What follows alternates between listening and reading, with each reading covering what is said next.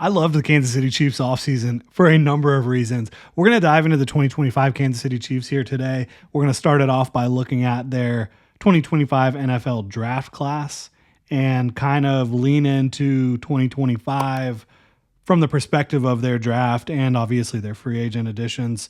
I loved it. And, a lot of NFL fans are pretty sick of the Chiefs, and understandably so. Whenever you have a dynasty, people get sick of them. For me, it's an interesting situation because my family, in-laws, my wife from Kansas City. And so, she obviously, I'm a big Jags guy, cover the Jaguars. We live in Jacksonville, so my wife has kind of converted, but we root for the Chiefs when they're not playing the Jags. Those two teams are going to play on Monday Night Football this year. But so it's an interesting place for me, right? It is an interesting place for me. Interesting team to talk about and look at, and I do focus on the Chiefs quite a bit when I'm not thinking about the Jaguars, but I'm always thinking about the entire NFL. We're looking at the Chiefs, though, right here, right now.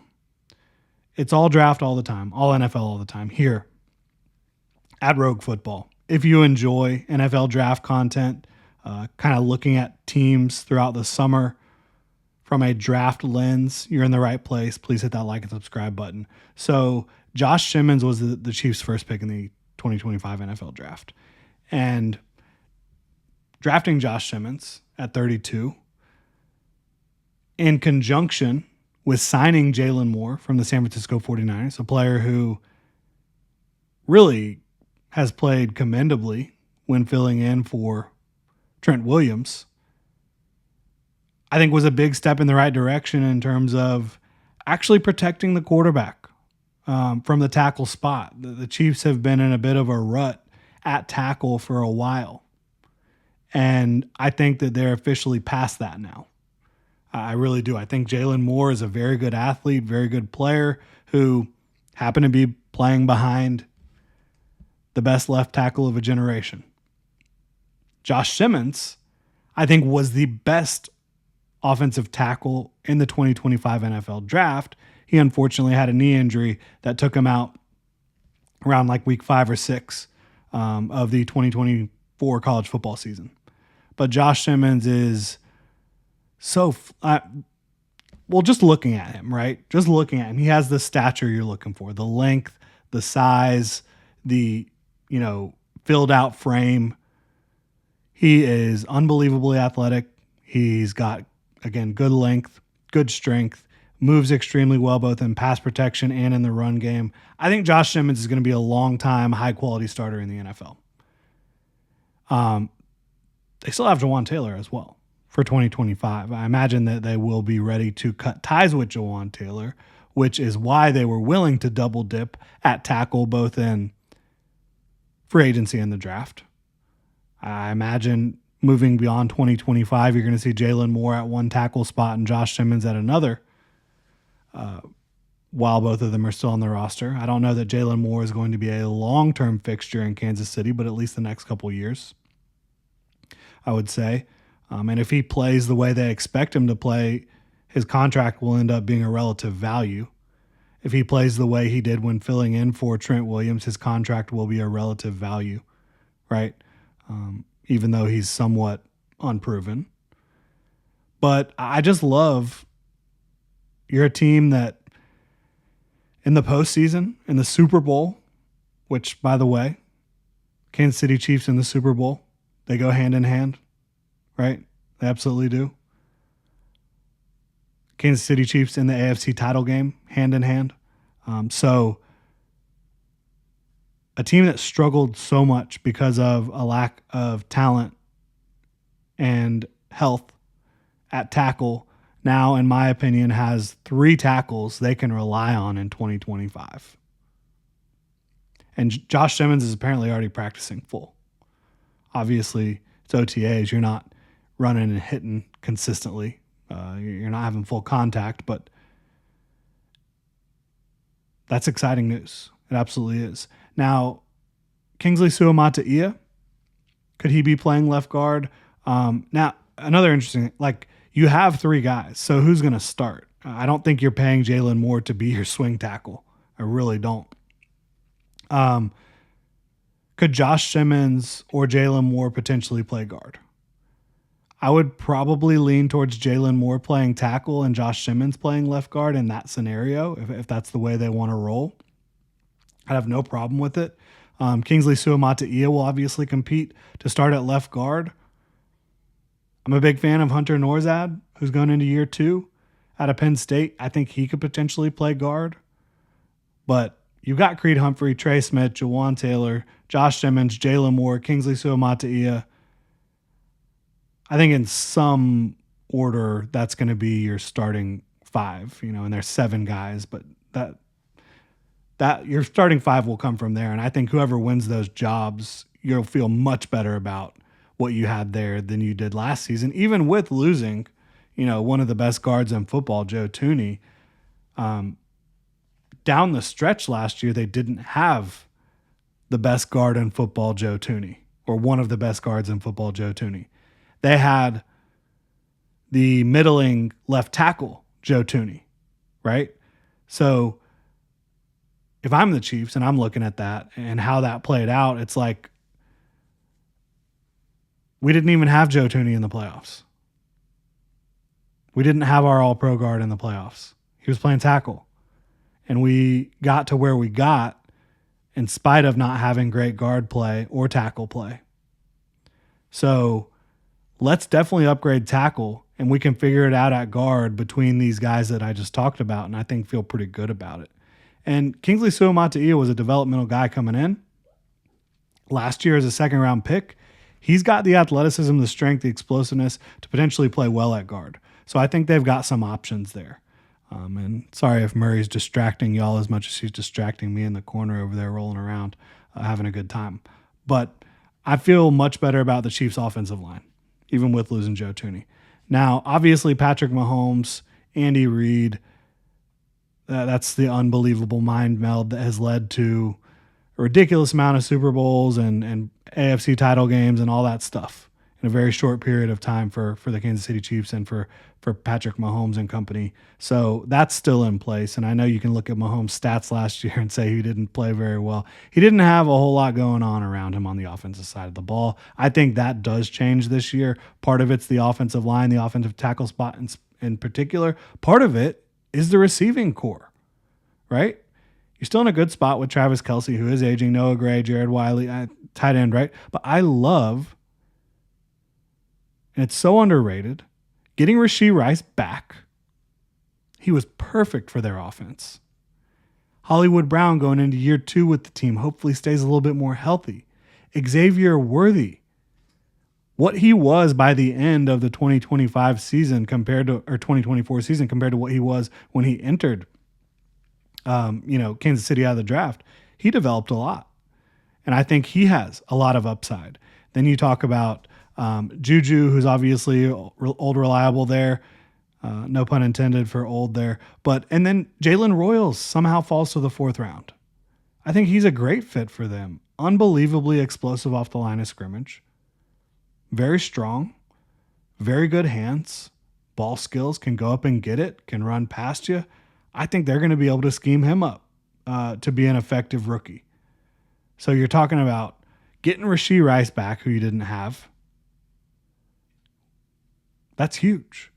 Xavier Worthy taking another step forward. Hopefully Hollywood Brown being able to stay healthy and adding Jalen Royals to that mix. That's a lot to get excited about. Isaiah Pacheco and Kareem Hunt still in town. You add Brashard Smith in the draft, who has some explosiveness, and you add Elijah Mitchell in free agency from San Francisco, who, if he can stay healthy, he's a very talented back. And so I think the Chiefs' offense is set up to be better in 2025 than it was in 2024. And it should be. Like, they would be obviously mishandling things if they didn't set themselves up better in 2025 than they did last year, because they didn't do a very good job last year. Obviously, the Rashee Rice situation with the injury, you couldn't have accounted for, but Rashee Rice on this football team makes a world of difference. And then defensively, I love what they did in the draft. Absolutely love it. You went and you got Omar Norman-Lott Ashton Gelati, and Noel Williams back to back to back. That was Kansas City Chiefs day 2. Omar Norman Lott, who is a really explosive interior defensive lineman. You pairing him up with Chris Jones and thinking about the way you can deploy those two guys on the field together in clear pass rushing situations. He's really quick off the line, really bursty. And so that's going to be tough for offenses to deal with. Then you talk about the next pick at 66, a couple picks later. Ashton Gelati was one of my guys at edge in this class. I was happy that he went where he did, from landing in Kansas City, but also like I saw a lot of mock drafts where he was like late 3rd round, well into day 3. I didn't see that at all because Ashton Gelati is an ass kicker. And thinking about having him on one edge and George Karlaftis on the other edge, that gets me fired up because they're both ass kickers. They both are absolute monsters out there from an effort and strength and explosiveness standpoint. So I'm thinking about all these guys working in unison together with Spags dialing it up. Chris Jones, Omar Norman Lott, George Karlaftis, Mike Dana's still there, Mike Pinnell's still there, Charles Omenihu still there, Ashton Gelati, Jerry Tillery comes in as well as somebody who can heat up the passer from the interior. And then if you get anything from Felix Enrique-Uzoma, FAU, that's huge, right? At the second level of the defense, I feel just as excited. Like Nick Bolton sticks around, and I know people talk about him not being a great coverage player. He's not a great coverage player, but he is a smart coverage player and an elite downhill run defender. Absolutely is. Great leader, very smart, big-time playmaker. I'm a huge fan of Nick Bolton's game. Drew Tranquill is very good in coverage, right? He's that linebacker that can do that for you, and I think that bringing in Jeffrey Bassa in the 5th round, he's a potential Drew Tranquill replacement once his contract is up, once they want to move on. I think Jeffrey Bassa can fill that role in the defense. And then you still have Leo Chenal, who he's, a glass eater, grinder, who's also really explosive, big-time hitter. And then looking at the secondary, again, you went and got Noel Williams in the 3rd round, who just kind of screams Steve Spagnuolo, corner, big, physical, smart. You pair him up with bringing in Christian Fulton, who kind of is in the same mold, a big physical corner. You have Trent McDuffie. Hopefully you can keep him in the nickel, in the slot as much as you possibly can because he's like an A+ there, but he's still a very good player outside as well if you need him there. Brian Cook is a good safety. Obviously, you don't love losing Justin Reed. Justin Reed is a really good football player, and he joins former Chiefs safety, Honey Badger down there in New Orleans.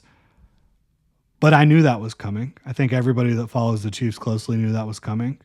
Jaden Hicks was drafted to be the Justin Reed replacement.